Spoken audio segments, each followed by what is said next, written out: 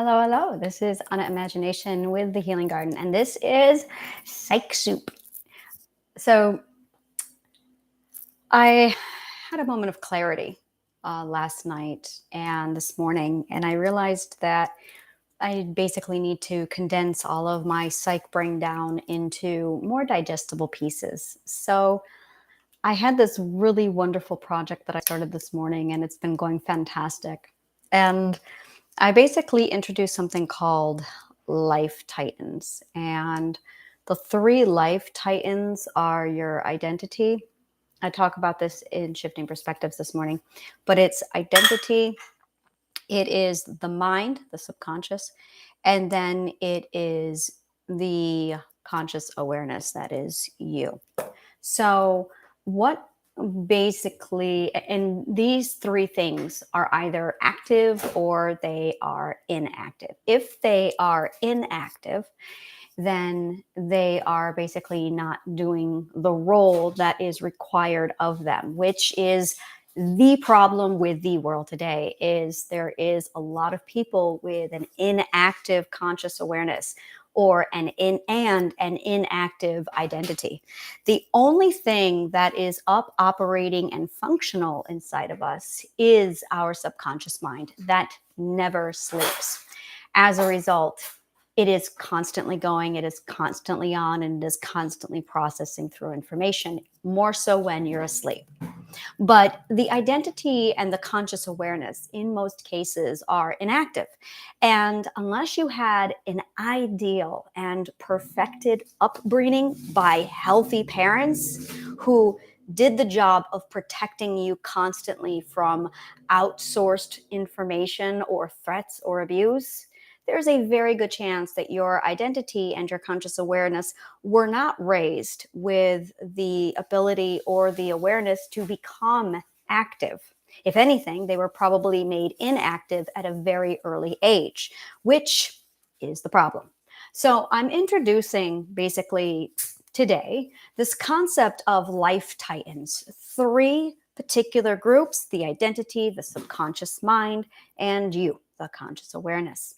And then it's basically learning if they're or discovering whether or not they are inactive or if they are active. And there are emotions and behaviors that you can simply look at your life to determine if your identity is active or not. If it's inactive, you're going to feel A, B, C, D, E, F, G. If it's active, you're going to feel X, Y, Z. It's really, really basic, very, very simple. And in addition, if you are conscious aware, if your conscious awareness is active, then you're going to experience ABC. But if it's inactive, you're going to experience XYZ. So with this information, you're able to basically come together, assess and determine what it is you need to do to make these things active participants in your life.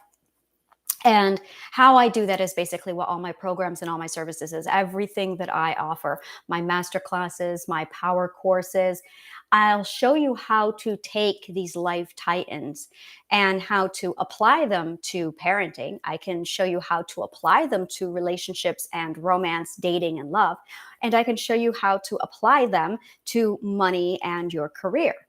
But the stability, the life titans in their active, inactive roles play a vital part in your pursuit for happiness once you have everything under control and everything is working and operating properly. Now, on this particular podcast, yes, I'm looking at you. This is Psych Soup, so we can be a little bit more casual. My 15-year-old daughter is literally sitting on the kitchen floor, and she is very shy. So she makes sure she's never on the videos. It's quite funny sometimes. That is a potato, yes. Okay, well, I will. No, I will take care of it later. No, I'm busy. Lizzie, I'm really busy. People. Anyway, people. Like, so emotions is actually what I want to really focus on for today specifically because emotions are so much fun. And I could get into, I don't want to though, where emotions come from, why we have them. I cover that in I cover that a lot everywhere else. But right now, what I really want to focus on is how to use your emotions to basically determine what you, the conscious awareness, needs to do. So, without getting into the psychology of it, basically, emotions are a love language from your subconscious mind. It is the communication tool that the subconscious mind uses to communicate with the conscious awareness. Hey, this is what's happening upstairs. And when we are children, we get bombarded when we are children. From the moment we are born, we are bombarded with emotions, and we have emotions literally our entire lives until we die. With some very rare, unusual exceptions, everybody has emotions. And we are not taught what they are. We are not taught where they come from. We are not taught that they're even useful. If anything, there's been massive amounts of societal campaigns, compliments of Star Trek and Spock, that tell us, that condition us that emotions are illogical. They are not. Emotions are very, very logical. Emotions are so logical that if you ignore them, they will find a way to come back and communicate louder, because the emotions are actually coming from your subconscious mind. And when they come from your subconscious mind, what you are looking at is basically a bombardment of messages from a part of your brain, from a life titan saying, hey, I have information to report. Our society and our parents have taught us that there is no welcomed place for emotions in society. Yeah, that's about right. Emotions are not allowed in the patriarchal society that we have, so they are removed, very simply. And emotions become suppressed or completely discarded with our identity. And what ends up happening as a result is the subconscious mind, which is trying to run and operate this show, is now scrambling, trying to make it work. But the conscious awareness, you aren't listening. So it's like you have this war happening, you have this crisis happening, and there are letters going back between the people who are planning the war and doing the war and building the war versus people who are actually doing the action. So, like the soldiers and or not the generals, but everybody else on the front lines doing the war. And you, the conscious awareness, are all the officers in the far back up on, you know, basically doing peace talks. And all these messages are coming in from the battlefield. And instead of reading the messages, you wad them up and you throw them away. So now you have people on the front line who think they're communicating with the Peace Corps and they're waiting for information back, but they're not getting information back. Well, now somebody on the front line said, well, guess what? It's all up to us now. And you've got to figure out your way through, because they've been abandoned and they're alone. So now you have this massive army on the front lines, your subconscious mind, taking care of situations all on its own. You in the Peace Corps are completely unaware of what's going on, because the messages that have come in, you decided to just wad up and throw away. And then you've promptly put your face down into your knees, started rocking back and forth, and you've done nothing. You say things like, oh, yeah, it's out of my hands. And well, whatever the universe decides, I cannot control the situation. So instead of negotiating peace, reading the messages, and then making decisions on how to proceed with the war, you've decided instead to wad up the piece of papers, throw them away, and then curl up in the corner and cry. And that is your conscious awareness. Now, there is a way to change this. Very, very simply. It's get the messages from the subconscious mind, those emotions, and read them. Now, we're not taught how to do this yet.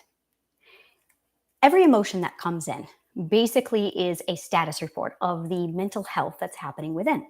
We know that when something feels good, it's positive, and when something feels bad, it's negative and we should remove it. No different than getting pain receptors from our body, specifically our toe. After we stub a toe, we have pain sensors going off saying, hey, your toe has been smashed by the chair. Do something. We get these pains. There's a lot happening in our minds. We get a lot of information back and forth. So just a moment. My computer's going to die. And we did this the other day. Remember when my computer died? So I'm going to have my invisible daughter bring me my charger. Okay. So basically that's it right there. Is the subconscious mind is sending you information, and we don't know what to do with it. Well, what are you supposed to do with emotions? And this is where there's a lot of split decisions. There's a lot of skepticism. We just don't know. Well, I broke it down. I have all of them here, and I've analyzed each and every one of them, pulled it apart, realized that an emotion is not just a status singularity. It's actually a spectrum. So, this is basically an introduction to the emotional management plan that I have in my courses, in my master classes as well. And I will also be covering this a lot in my upcoming course called Tuning into Your Power. And basically, inside of the emotional management plan is an explanation as to how emotions actually work. They are on a spectrum.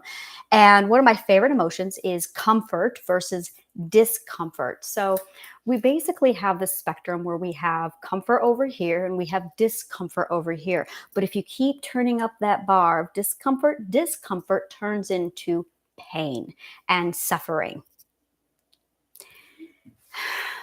So as you turn up the radar, so to speak, on your pain and your suffering, it is because your conscious mind is literally telling you, hey, this hurts. It's causing me pain. I am suffering. Please stop it. And when you ignore it, the subconscious mind says, you know what? She's ignoring it. Quick, let's give her more emotion. So the subconscious mind sends you a little increased intensity of that discomfort. But if you continue to ignore it, as we are conditioned to do, then that discomfort finally flips over to the world of pain. The longer you ignore the emotion, the greater the pain gets. The pain can get so great that it can trip a trauma mental illness, and it can and will rewire your nervous system. Absolutely. So now, because you, the conscious awareness, failed to step up and utilize the defense system, which you could have done if you had just read the goddamn emotion that you got, the message, then you would have known, oh, it's time to activate the defense system. Quick, put down the boundaries. And you didn't, because you wadded up the paper and you threw it away. So now on the front lines of battle, the soldiers are now making the choice to activate the fear system. I really love this analogy. So they say, release the secret weapon. And this massive pillar comes up, and this drawbridge, boom, comes down and enters PTSD, or whatever really you want. It could be dissociative identity disorder. It could be borderline personality disorder. It could be depression. Either way, we're going to unleash the secret weapon. And in walks an entirely self-made program designed to accommodate whatever safety problem you are having. So instantly, this armor comes down onto your personality, your behavior, and it immediately overrides the system so that it can accommodate the danger. It's that simple. So now you have the subconscious mind raging war with a mental illness as its defense system, because it's having to make decisions on its own. Now, the emotions that it uses, now this doesn't feel good. This doesn't feel good at all. When you activate a mental illness, it's going to cause you significant pain because you're rewiring the entire nervous system. And the problem that is originally there is still there. So you have a mental illness now with the original problem. This is not going to feel good because you need to do something about it, which comes back to the question of what are you supposed to do? You are supposed to use your defense system, which is your boundaries, your ability to speak and say no. I don't like this. I don't want this.